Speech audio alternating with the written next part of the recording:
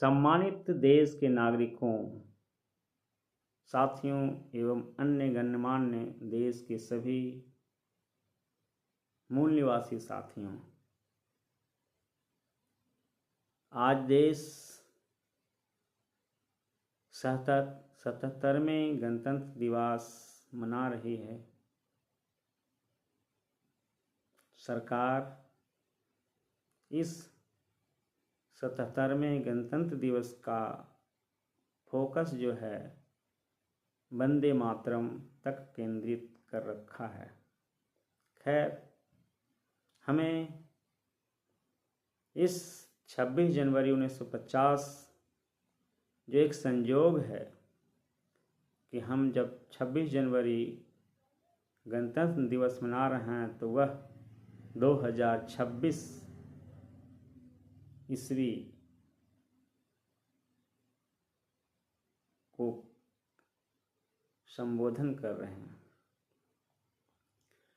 26 जनवरी 1950 हमारे लिए, देश के लिए एक महत्वपूर्ण दिवस है, क्योंकि सब जानते हैं इसी दिन हमारा संविधान लागू हुआ और हमारे सारे हक और अधिकार एवं कर्तव्य भी निर्धारित हो गए। मैं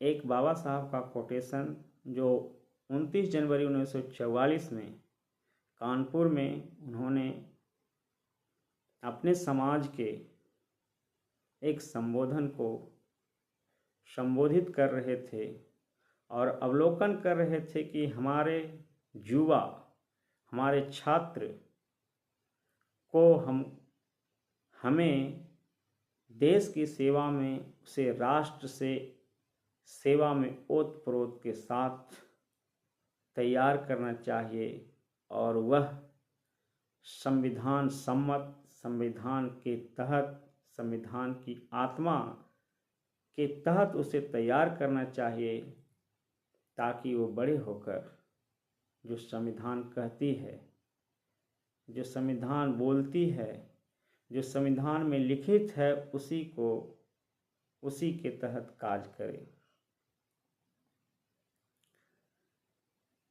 परंतु अफसोस है कि इतने वर्षों बाद भी हमने अब तक अपने युवाओं एवं छात्रों को इस तरह के प्रशिक्षण नहीं दे पाए जो संवैधानिक तरीके से कार्य करे। तो हमें इस गणतंत्र दिवस के तहत इस 77वें वर्ष संविधान को कितना जान सकें, कितना इसे लागू किया गया है, देश में संविधान के उद्घोषित उद्देश्य के तहत कितना आगे बढ़ा, संविधान में दी गई व्यवस्था को कितना सम्मान मिला, जो व्यवस्था दी है वह कितना आगे बढ़ रहा है, अब तक हमारी सरकारें कितना सफल या असफल रही है, किस तरह से नीतियां बनी, किस तरह से न्याय व्यवस्था ने काम किया, किस तरह से उद्योग धन घरानों ने काम किया और किस तरह से मीडिया जगत ने काम किया, किस तरह से प्रशासनिक मशीनरी ने काम किया, किस तरह हमारी वैज्ञानिक सोच आगे बढ़ी या विलुप्त होते जा रही है। मीडिया का काम जो जनता को सही जानकारी देना और सरकारों को सही समाज और देश की खबरों के तहत सवाल और जवाब करना, उसे सही आईना दिखाना समाज का, किस तरह से कर पा रही है या कर पाई है, किस तरह से शिक्षा व्यवस्था, स्वास्थ्य व्यवस्था हमने अब तक पाए हैं, उसे कहाँ तक आगे बढ़ाने का कार्य किए हैं, इन तमाम मुद्दों पर इस गणतंत्र दिवस पर हमें चर्चा पर चर्चा करनी चाहिए। 29 जनवरी को जैसा कि बाबा साहब 1944 में कानपुर में संबोधन किया था कि छात्रों एवं नवयुवकों को देश की सेवा का भार अपने कंधों पर उठाने की जिम्मा या संकल्पना लेनी चाहिए, परंतु उसके लिए उस तरह के इंस्टीट्यूशन में उसे प्रशिक्षण प्राप्त कराना होगा। तो बाबा साहब ने यह जिम्मेवारी युवाओं को लेने की क्यों कही थी? वह संगठन बनाकर जीवन के तमाम क्षेत्रों में जो विद्यार्थी बड़े होकर डॉक्टर बनेंगे, इंजीनियर बनेंगे, प्रोफेसर या उद्योग धंधों में लगेंगे, चाहे वह युवा किसान फैक्ट्री में काम करने वाला हो, मजदूर ही क्यों न हो, उसे समाज के द्वारा बनाए गए संगठन में यदि प्रशिक्षित होगा तो देश सेवा में लगाए जाने का उसी मनोबल के साथ, उसी मंशा के साथ, उसी संविधान सम्मत के साथ कार्य करेगा। वह लगभग नगण्य रहा।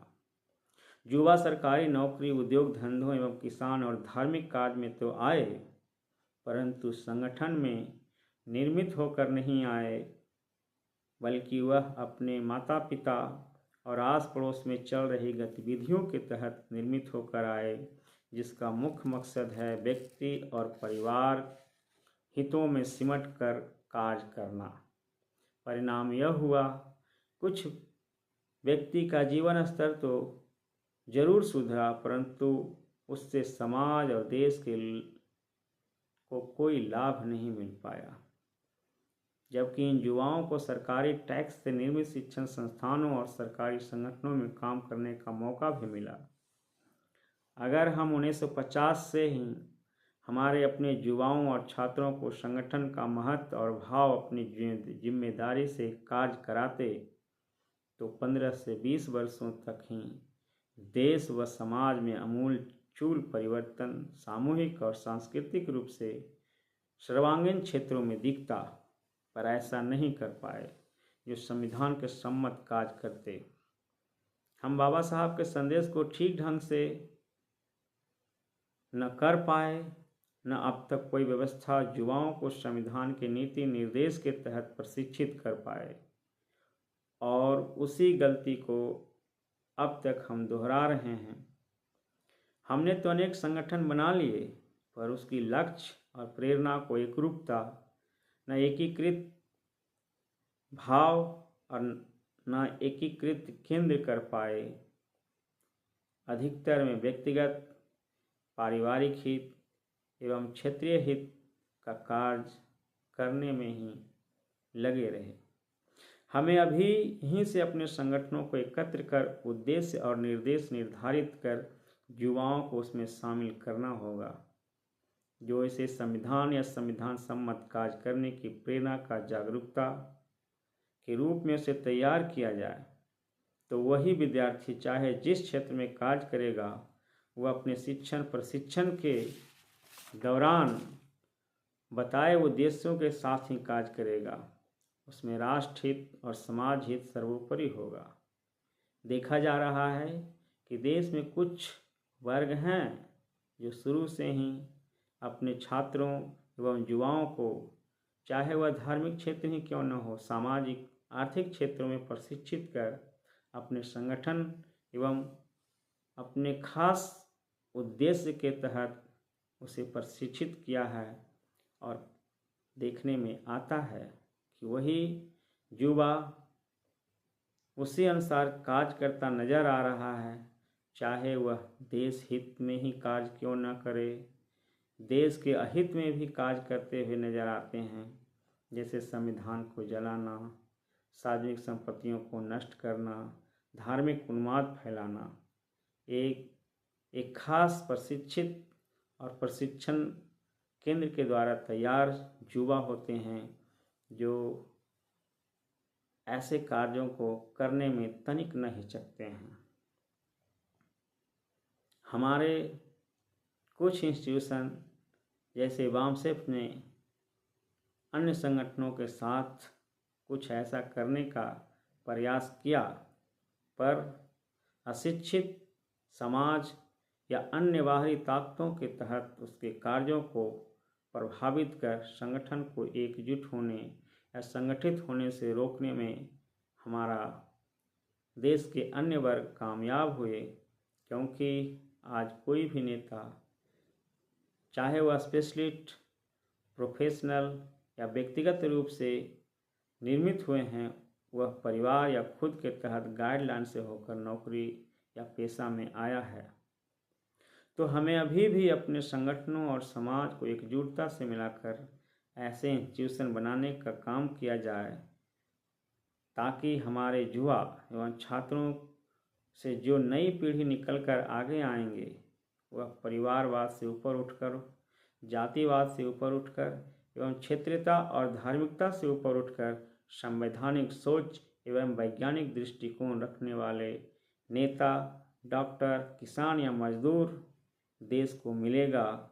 और इसी परंपरा को जारी रखते हुए अगले 15 से 20 सालों में एक बड़ी फौज हमें मिल सकेगी जो देश व समाज को संविधान की नीति निर्देशक सिद्धांतों पर संवैधानिक तरीके से चलकर देश की दिशा और दशा का सर्वांगीण विकास कर पाएगा। और वह चाहे न्यायपालिका में, व्यवस्थापिका में या उद्योग धंधे में जाएंगे, प्रशिक्षित पुलिस बल में ही जाएंगे, नैतिक चरित्र वाले लोग हमें मिल जाएगा।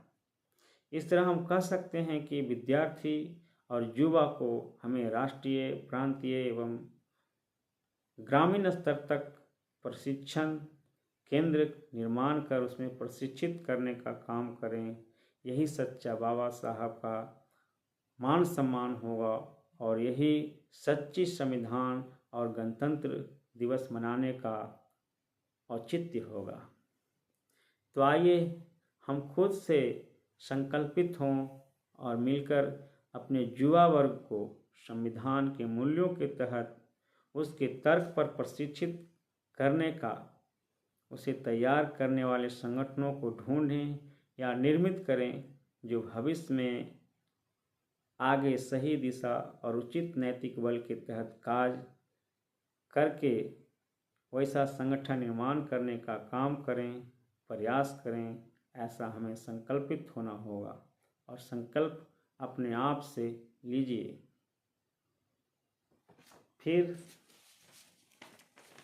कुछ ही समय में ऐसा मिलेगा कि हम प्रशिक्षित होकर पूरे कार्य करेंगे। तो मैं यही कहना चाहूँगा कि संविधान ने दी जो व्यवस्था उसको बस लागू करें, हक अधिकार और राष्ट्र सुरक्षा खुद ब खुद पूरा होगा। संविधान ने दी जो व्यवस्था उसको बस लागू करें, हक अधिकार और राष्ट्र सुरक्षा खुद ब खुद पूरा होगा। सफल होगा गणतंत्र हमारा, कोई नहीं निर्बल होगा। सफल होगा गणतंत्र हमारा, कोई नहीं निर्बल होगा। समता न्याय स्वतंत्रता सबको भारत में जन जन होगा। भारत में जन जन होगा। भारत में जन जन होगा। धन्यवाद। जय भीम, जय भारत, जय संविधान।